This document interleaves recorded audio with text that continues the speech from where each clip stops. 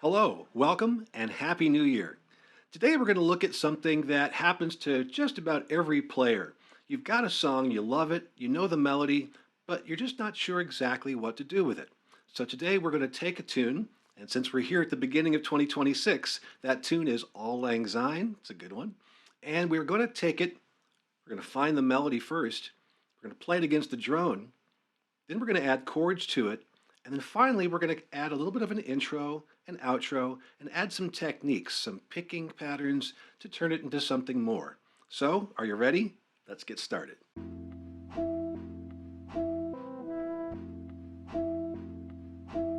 First things first, we are in DAD tuning, and we are going to be playing this in the key of D major. We're going to be doing some melody picking on the middle string on this tune. The first note is actually A, it happens on the middle string. And then we go to the open melody string, and that's D.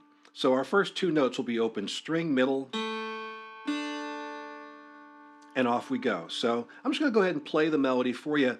If you know the tune, but you're not exactly sure where to find it on the fretboard, just follow your ear and put your finger down, and when you hear the note that's familiar to you, try and figure out how far you need to go up the fretboard to get that next note. Sometimes you might guess correctly, and sometimes you might not. And if you don't get it correctly, that's okay. Keep sliding your finger in the direction of where you know that note should live, and you'll find it eventually. So I'll do that a couple of times here. Here's our first two notes, A and D. Gonna come back here to the middle string. Sorry, see, I already. So the next one on the middle string is going to be C sharp here at the second fret.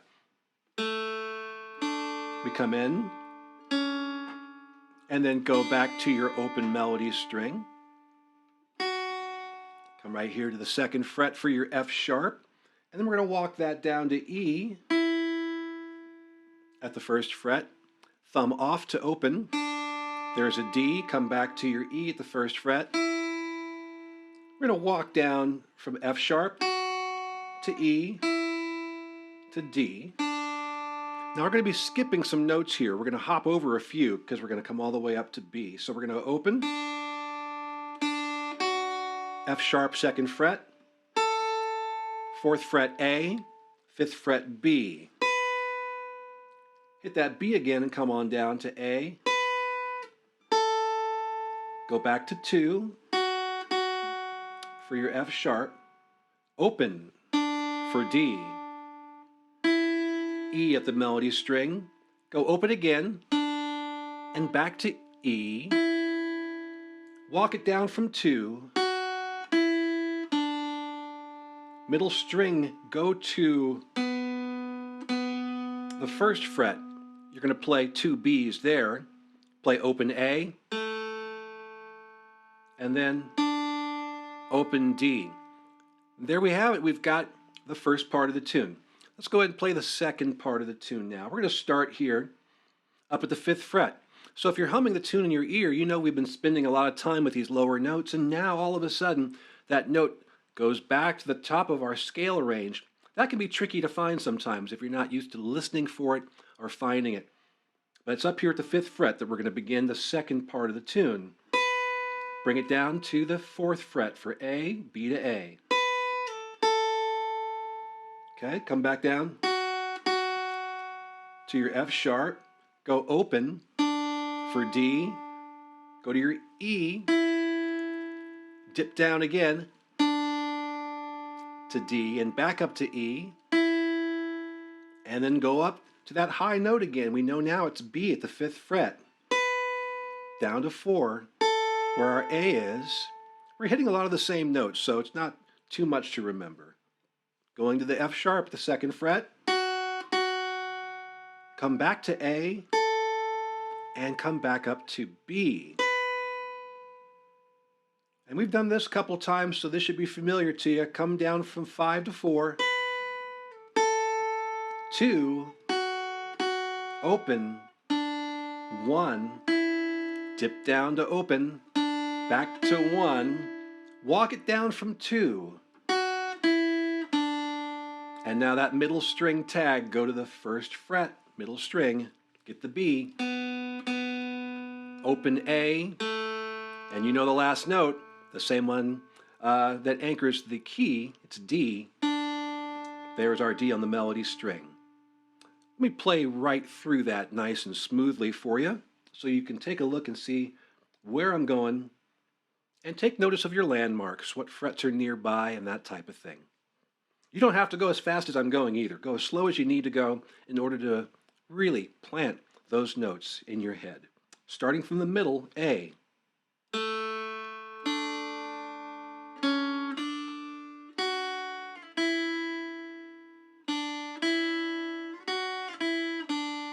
Hop, skip, and jump.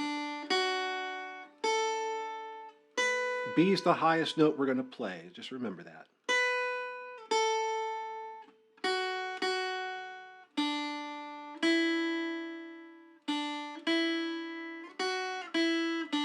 Where are we going? The middle string, first fret.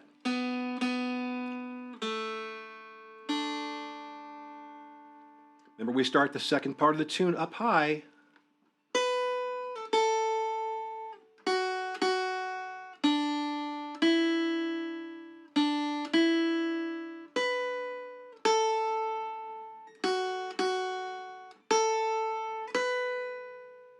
Big finish.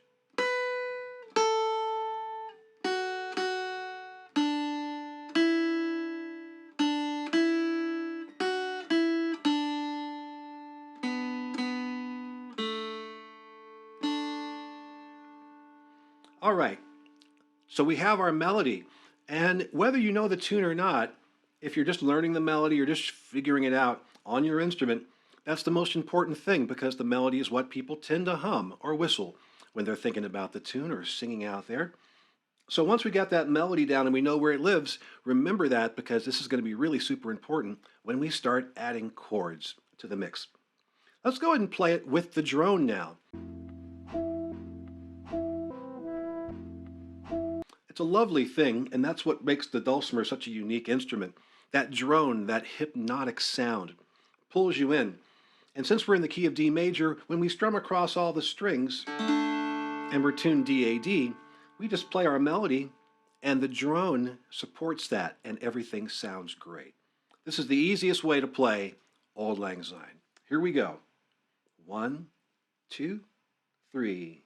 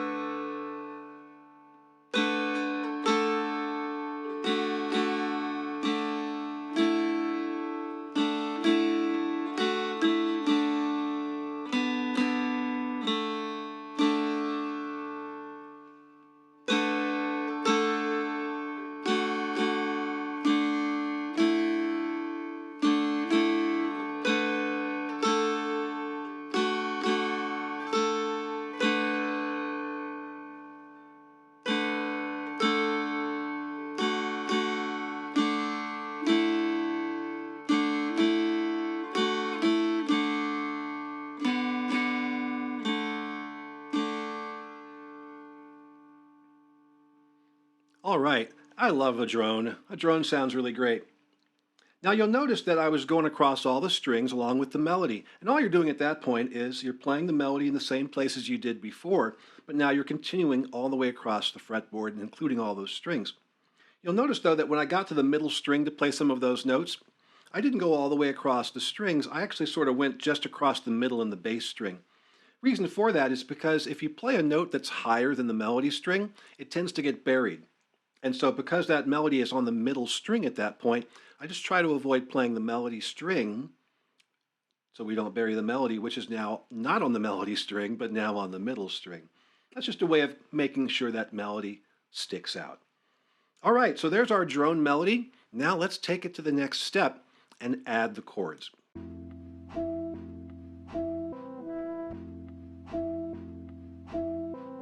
Now, this is a really, really simple tune. It doesn't have a whole bunch of real complicated chords. So anything that's D major, we could pretty much do it against the drone. But we also should, as we're moving up and down the fretboard, think about all of those different types of D major chords that we can play.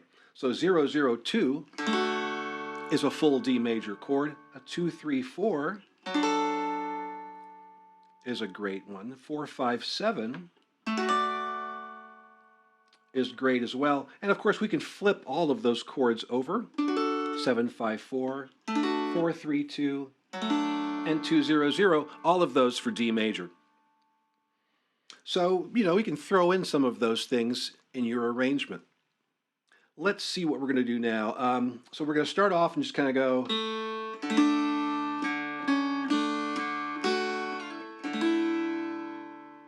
So right here is where the chord actually changes. And your first hint, if you're playing a drone melody tune and you're wondering when these chords actually change, if we're going to play a chord melody style tune, it's when the melody no longer seems to fit with the drone.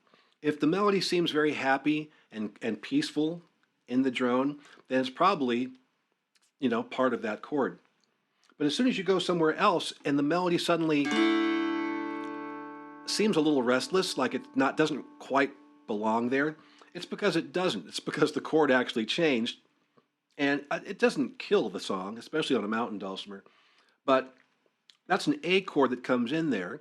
And the note that we're playing, the melody note we're playing, is E. Well, there's no E in D major, and that's why it sounds a little restless. So we're going to play a 101 chord here. And that'll work for A major. That includes our melody note, and we're just adding an E on the bass string. And we have an A on the middle string. Only two notes there, A and E. We don't have C sharp.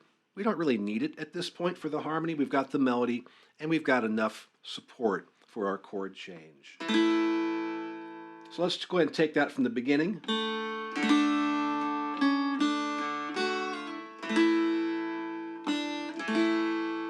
Now I'm going to keep holding on to that chord while I'm playing until the chord changes again, which is here, back to D.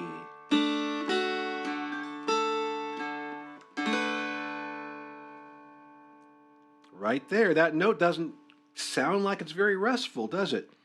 It doesn't if you're looking to play a chord there. If you're playing a drone, everything works on a mountain dulcimer. But here we can tell that that note isn't as happy as these notes.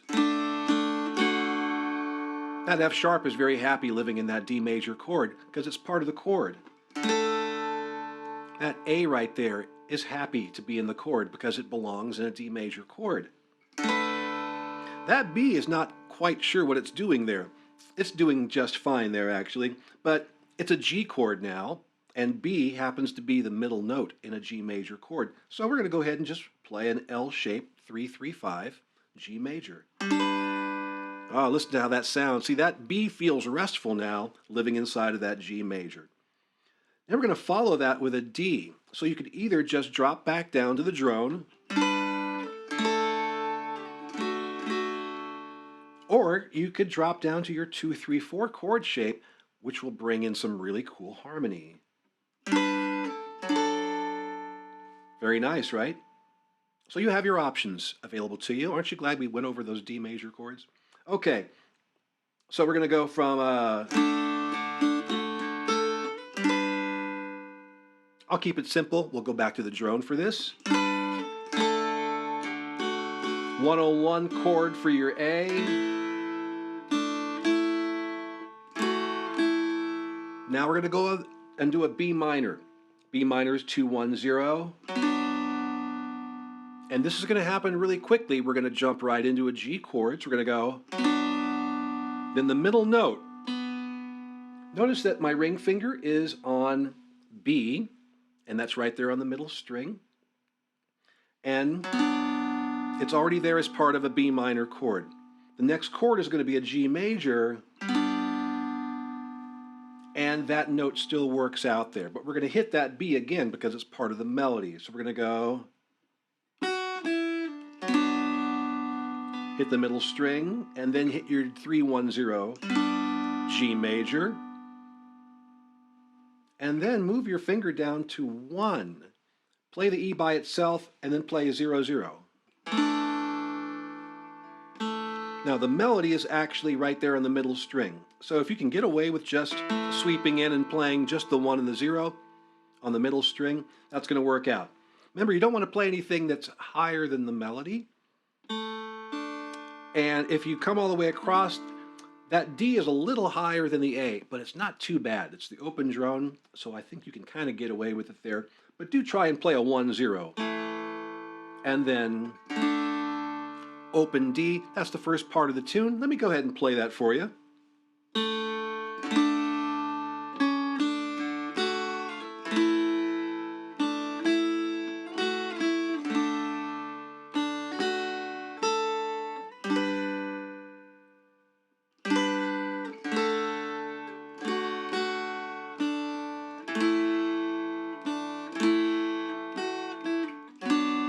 Middle string, G, 1-0, and a full strum.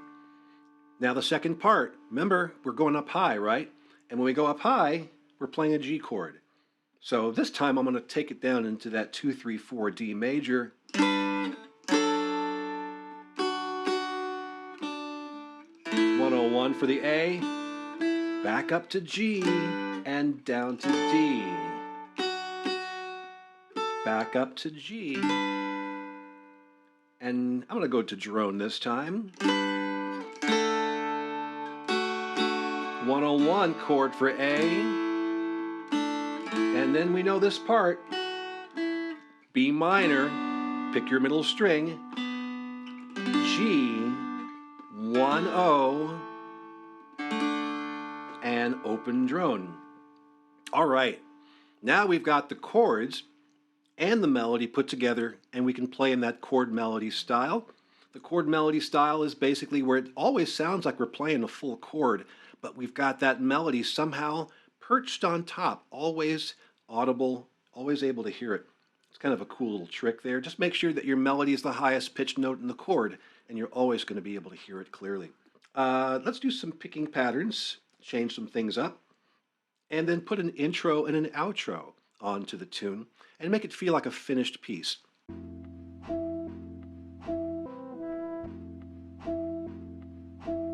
So what I'm thinking about for picking patterns, I do this selective strumming thing. I've been talking about that a little bit recently. It's where the melody, when the melody is sustaining for a long period of time, you fill in with additional notes, but you don't do it on the melody string because that would break up the sustain of that melody. So instead, we do it on the middle and the bass string, and we kind of just bide our time until the melody begins to move again, and then we can move across all the strings. So I do little touches on the bass string, little counterpoint moves. I'm going to go ahead and play through it. Just watch the little extra things that I do to sort of keep things moving forward.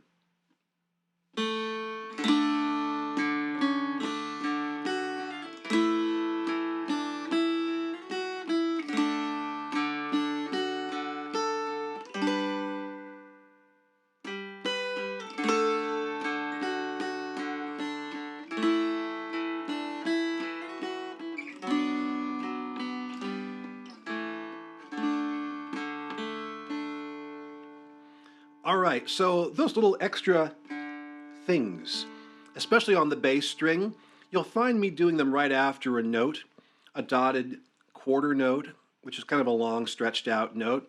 And that note's hanging out there for so long, I want to throw something else into the mix so that there's something else that people can kind of groove to.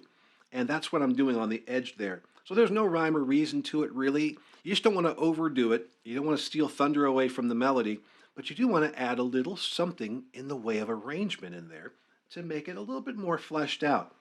That little arpeggio I did at the end,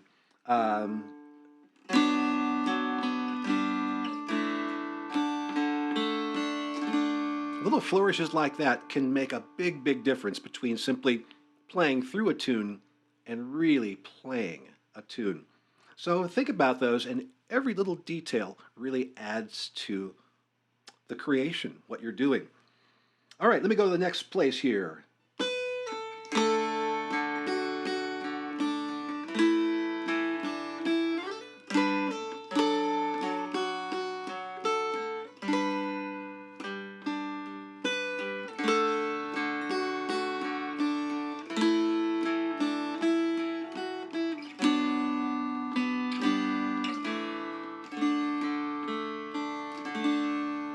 All right. So there's some selective strumming and a little bit of extra stuff that you can do to flesh out the arrangement and make it a bit more pretty. Let's take it a step further now and really lean in to the style of these arpeggios I've been playing. So I'm just going to try something here. I'm going to play through it, and I'm going to try to string together the notes in a way that seems like they're kind of unbroken. I will stop picking a couple of times. I'm going to have to. But this is sort of a way that we can approach taking a piece of music and making it blossom a little bit.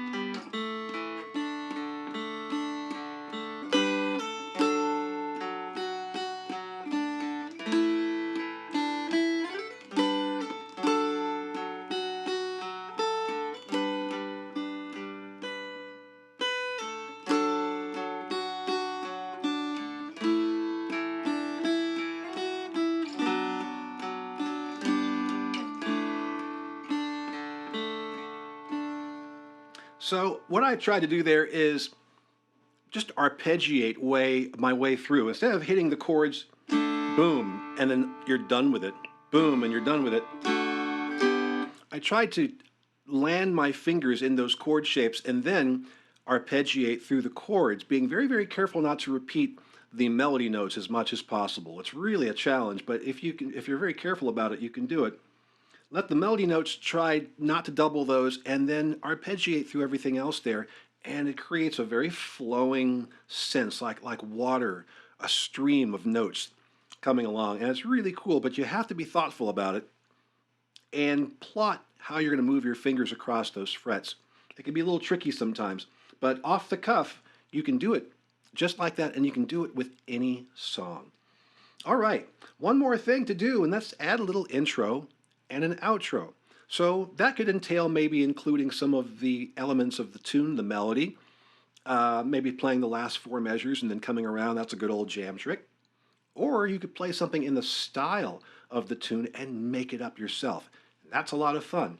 So let me think. If I were to do an intro to Auld Lang Syne and then an outro, how would I do it? Let me just try something and we'll see how it goes.